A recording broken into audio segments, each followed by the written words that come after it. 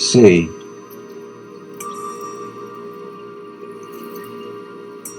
He Sutra of the Lotus Flower of the Wonderful Law. Translated by H. Kern, 1884. Chapter 15. Duration of life of the TATHA circumflex GATA. Thereupon the Lord addressed the entire host of bodhisattvas. Trust me, young men of good family, believe in the TATHA speaking the veracious word. A second time the Lord addressed the bodhisattvas. Trust me, young gentlemen of good family, believe in the TATHA speaking a veracious word. A third and last time the Lord addressed the bodhisattvas. Trust me, young men of good family, believe in the TATHA speaking a veracious word. Then the entire host of bodhisattvas with Maitreya, the bodhisattva Mahasattva at their head, stretched out the joined hands and said to the Lord, Expound this matter, O Lord, expound it, O Shugata. We will believe in the word of the TATHA. A second time the entire host, and C. A third time the entire host, and C. The Lord, considering that the bodhisattvas repeated their prayer up to 3 times, addressed them thus, Listen then, young men of good family. The force of a strong resolve which I assumed is such, young men of good family, that this world, including gods, men, and demons, acknowledges. Now has the Lord Sakyamuni, after going out from the home of the Sakyas, arrived at supreme, perfect enlightenment, on the summit of the terrace of enlightenment at the town of Gaya. But, young men of good family, the truth is that many 100,000 myriads of kotas of aeons ago I have arrived at supreme, perfect enlightenment. By way of example, young men of good family, let there be the atoms of earth of 100,000 myriads of kotas of the worlds. Let there exist some man who takes one of those atoms of dust and then goes in an eastern direction 100,000 myriads of kotas of worlds further on, there to deposit that atom of dust. Let in this manner the man carry away from all those worlds the whole mass of earth, and in the same manner, and by the same act as supposed, deposit all those atoms in an eastern direction. Now, would you think, young men of good family, that anyone should be able to imagine, weigh, count, or determine the number of those worlds? The Lord having thus spoken, the Bodhisattva Mahasattva Maitreya and the entire host of bodhisattvas replied, They are incalculable, O Lord, those worlds, countless, beyond the range of thought. Not even all the disciples and Pratyekabuddhas, O Lord, with their Arya knowledge, will be able to imagine, weigh, count, or determine them. For us also, O Lord, who are bodhisattvas standing on the place from whence there is no turning back, this point lies beyond the sphere of our comprehension. So innumerable, O Lord, are those worlds. This said, the Lord spoke to those bodhisattvas Mahasattvas as follows. I announce to you, young men of good family, I declare to you, however numerous be those worlds where that man deposits those atoms of dust and where he does not, there are not, young men of good family, in all those 100,000s of myriads of cohesive worlds so many dust atoms as there are 100,000s of myriads of kotas of aeons since I have arrived at supreme, perfect enlightenment. From the moment, young men of good family, when I began preaching the law to creatures in this Saha world and in 100,000s of myriads of kotas of other worlds, and when the other Tathagatas, Arhats, and such as the Tathagata Dipankar and the rest whom I have mentioned in the lapse of time, preached, from that moment have I, young men of good family, for the complete nirvana of those Tathagatas, and MC created all that with the express view to skillfully preach the law. Again, young men of good family, the Tathagata, considering the different degrees of faculty and strength of succeeding generations, reveals at each generation his own name, reveals a state in which nirvana has not yet been reached, and in different ways he satisfies the wants of different creatures through various dharma pariyas.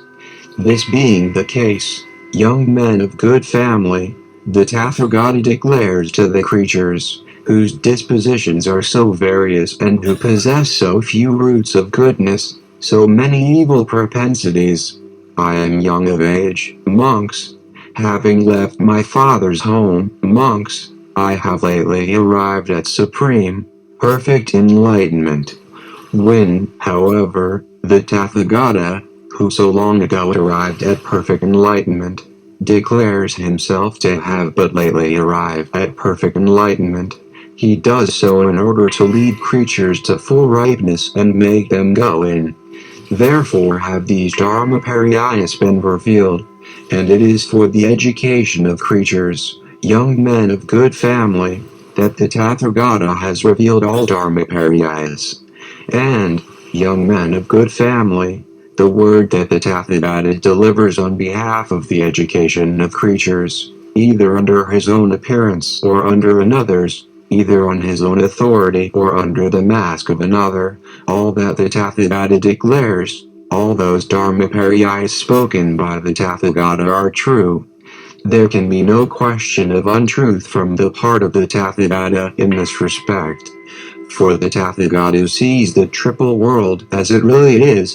It is not born, it dies not, it is not conceived, it springs not into existence, it moves not in a whirl, it becomes not extinct, it is not real, nor unreal, it is not existing, nor non-existing, it is not such, nor otherwise, nor false. The Tathagata sees the triple world, not as the ignorant, common people, he seeing things always present to him. Indeed, to the Tathagata, in his position, no laws are concealed. In that respect any word that the Tathagata speaks is true, not false. But in order to produce the roots of goodness in the creatures, who follow different pursuits and behave according to different notions, he reveals various dharma pariyas with various fundamental principles. The Tathagata then, young men of good family, does what he has to do. The Tathagata who so long ago was perfectly enlightened is unlimited in the duration of his life, he is everlasting. Without being extinct, the Tathagata makes a show of extinction, on behalf of those who have to be educated.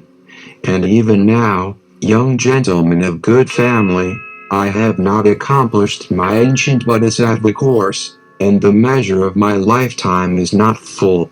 Nay, young men of good family, I shall yet have twice as many 100,000 myriads of kotas of ons before the measure of my lifetime be full.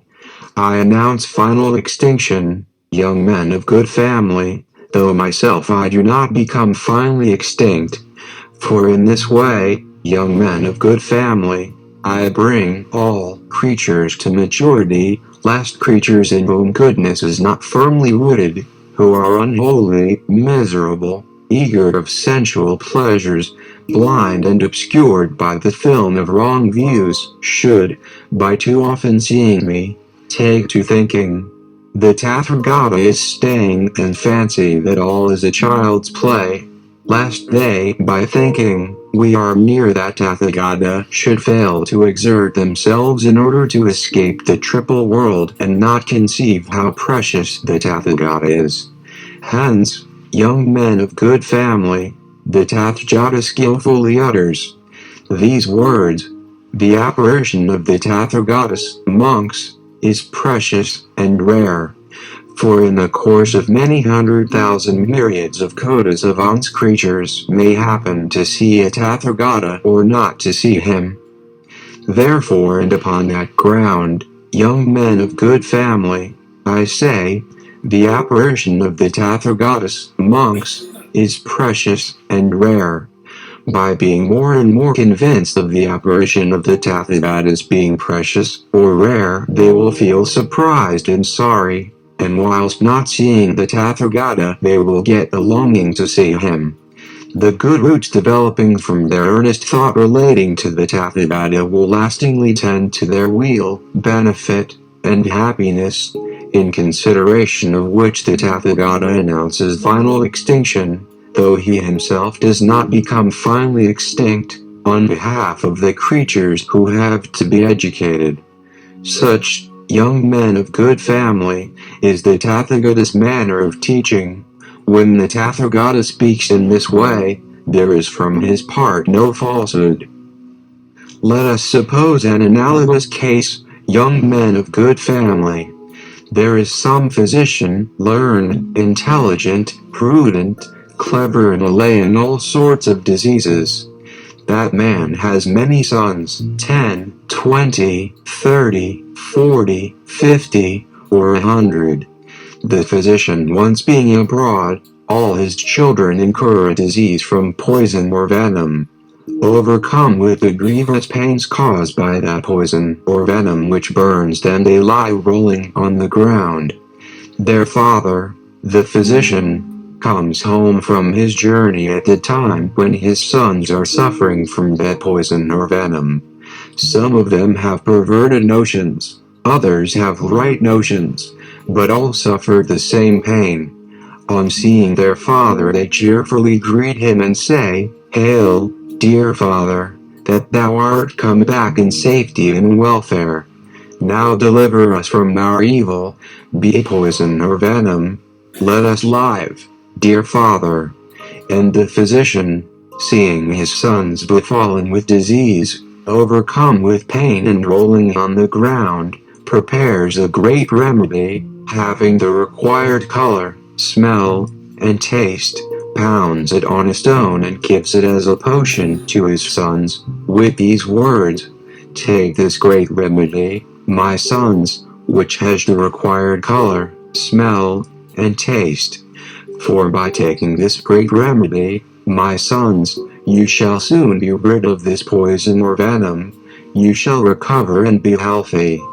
Those amongst the children of the physician that have right notions, after seeing the color of the remedy, after smelling the smell and tasting the flavor, quickly take it, and in consequence of it are soon totally delivered from their disease.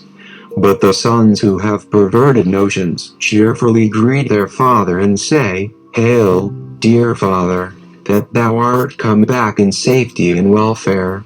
Do heal us." So they speak, but they do not take the remedy offered, and that because, owing to the perverseness of their notions, that remedy does not please them, in color, smell, nor taste. Then the physician reflects thus, "These sons of mine must have become perverted in their notions owing to this poison or venom, as they do not take the remedy nor hail me. Therefore will I by some able device induce these sons to take this remedy." Prompted by this desire, he speaks to those sons as follows: "I am old, young men of good family, decrepit, advanced in years, and my term of life is near at hand. But be not sorry, young men of good family, do not feel dejected. Here have I prepared a great remedy for you. If you want it, you may take it." Having thus admonished them, he skillfully betakes himself to another part of the country and lets his sick sons know that he has departed life. They are extremely sorry and bewail him extremely. "So then he is dead, our father and protector, he who begat us, he, so full of bounty. Now are we left without a protector." Fully aware of their being orphans and of having no refuge, they are continually plunged in sorrow, by which their perverted notions make room for right notions. They acknowledge that remedy possessed of the required color, smell, and taste to have the required color, smell, and taste, so that they instantly take it, and by taking it are delivered from their evil. Then, on knowing that these sons are delivered from evil, the physician shows himself again. Now, young men of good family, what is your opinion? Would anyone charge that physician with falsehood on account of his using that device? No, certainly not, Lord. Certainly not, GATA. He proceeded, in the same manner, young men of good family, I have arrived at supreme, perfect enlightenment since an immense, incalculable number of hundred thousands of myriads of kotas of uns, but from time to time I display such able devices to the creatures, with the view of educating them, without there being in that respect any falsehood on my part. In order to set forth this subject more extensively, the Lord on that occasion uttered the following stanzas. 1. An inconceivable number of thousands of kotas of uns, never to be measured, is it since I reached superior, or first, enlightenment and never ceased to teach the law. 2. I roused many bodhisattvas and established them in Buddha knowledge. I brought myriads of kotas of beings, endless, to full ripeness in many kotas of uns. 3.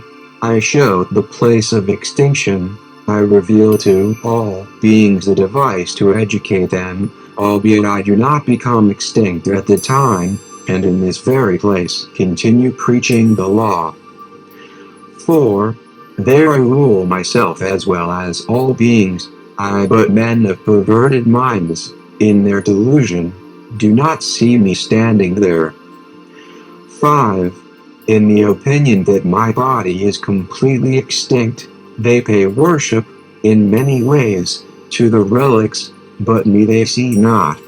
They feel, however, a certain aspiration by which their mind becomes right. 6. When such upright, or pious, mild, and gentle creatures leave off their bodies, then I assemble the crowd of disciples and show myself here on the Grijrakuta. 7. And then I speak thus to them, in this very place, I was not completely extinct at that time, it was but a device of mine, monks, repeatedly am I born in the world of the living. 8. Honored by other beings, I show them my superior enlightenment, but you would not obey my word, unless the Lord of the world enter nirvana. 9.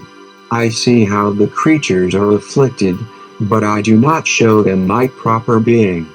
Let them first have an aspiration to see me, then I will reveal to them the true law. 10. Such has always been my firm resolve during an inconceivable number of thousands of kotas of uns, and I have not left this Grijrakuta for other abodes. 11. And when creatures behold this world and imagine that it is burning, even then my Buddha field is teeming with gods and men. 12. They dispose of manifold amusements, kotas of pleasure gardens, palaces, and aerial cars. This field is embellished by hills of gems and by trees abounding with blossoms and fruits. 13. And aloft gods are striking musical instruments and pouring a rain of mandaras by which they are covering me, the disciples and other sages who are striving after enlightenment. 14. So is my field here, everlast.ngly, but others fancy that it is burning. In their view this world is most terrific, wretched, replete with number of woes. 15. Many kotas of years they may pass without ever having mentioned my name, the law, or my congregation. That is the fruit of sinful deeds. 16. But when mild and gentle beings are born in this world of men, they immediately see me revealing the law, owing to their good works. 17. I never speak to them of the infinitude of my action. Therefore, I am, properly, existing since long, and yet declare, the genies are rare, or precious. 18. Such is the glorious power of my wisdom that knows no limit, and the duration of my life is as long as an endless period. I have acquired it after previously following a due course. 19. Feel no doubt concerning it, O sages, and leave off all uncertainty. The word I here pronounce is really true, my word is never false. 20. For even as that physician skilled in devices, for the sake of his sons whose notions were perverted, said that he had died although he was still alive, and even as no sensible man would charge that physician with falsehood. 21. So am I the Father of the world, the self-born, the healer, the protector of all creatures. Knowing them to be perverted, infatuated, and ignorant, I teach final rest, myself not being at rest. 22. What reason should I have to continually manifest myself? When men become unbelieving, unwise, ignorant, careless, fond of sensual pleasures,